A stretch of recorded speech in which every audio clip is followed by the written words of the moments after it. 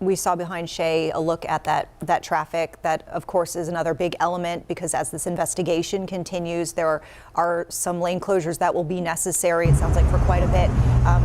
We are seeing some movement on 77 South again, but not very fast.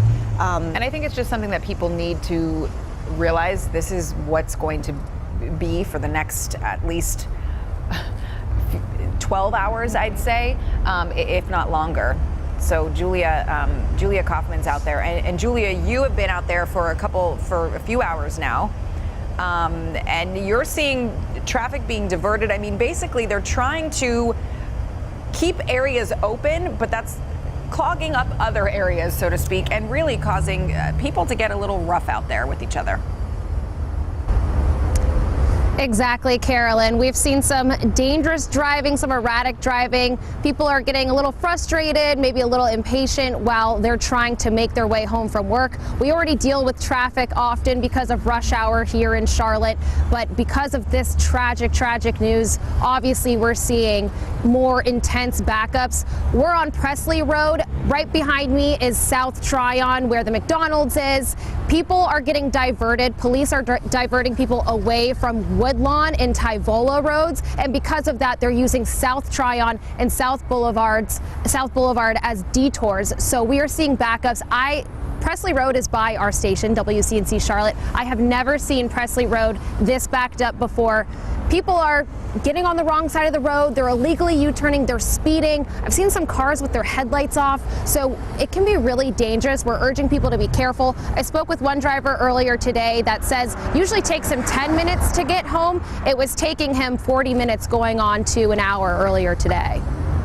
Just trying to get home, and as soon as I can. Big Thanksgiving plans to travel tomorrow, so got to get home and get packed. An unfortunate situation, and it's good to remember that being in traffic is probably the least of our worries, compared to what happened to those people today. So. Exactly. Puts things in perspective for us, why we're out here, the lives that were lost. Yes, it might be a little frustrating that it's going to take you longer to get home, but please be careful because we don't want to see any accidents, any more people hurt because of erratic driving, guys. So true. That was a great thing that guy said too, just putting it into perspective. Right. The two people have lost their lives. Yeah.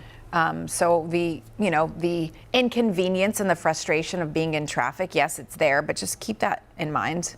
And I think it'll make us behave better, right, KJ? We're hoping. We're hoping, guys.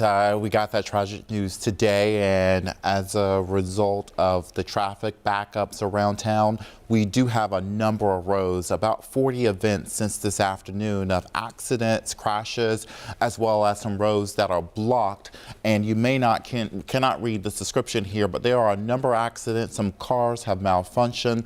If you're stuck in traffic, some people will likely have run out of gas, just a number of things based on the backups we have seen so far today. But let's take a look at the maps right now because the lines are red, and that's because a lot of stop and go traffic. So just to show you, the crash happened right by Tyvola and Nations Ford Road, in between the two.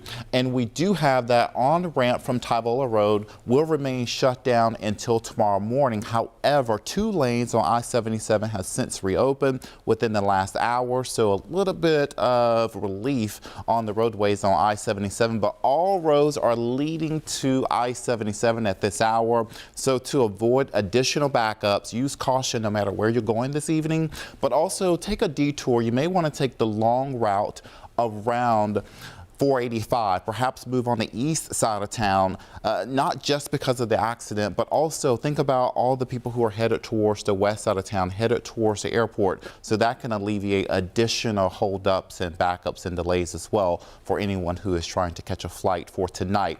Now, the average speed is about 5 to 10 miles per hour, so it is extremely low out there, so pack your patience if you're going to be out this evening. If you don't have to be out, of course, we want to encourage you to stay home because of the major delays happening now. And you can see one of the detours to the airport or road you can take will be Wilkinson Boulevard, also I-85 southbound. But just know that some on-ramps are also shut down to hop on I-77 as well. So keep that in mind for that evening drive, guys.